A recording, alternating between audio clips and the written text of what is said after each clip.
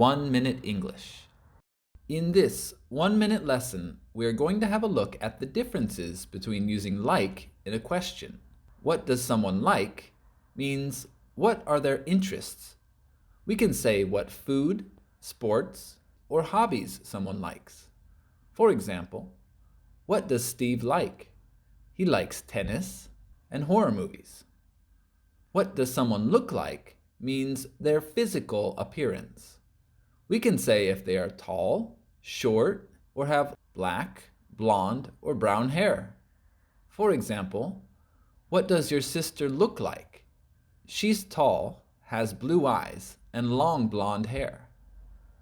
What is someone like means their personality. We can say aggressive, lazy, or cooperative. For example, what is Steve like? Steve is creative, motivated, but sometimes he's impatient. Give it a go.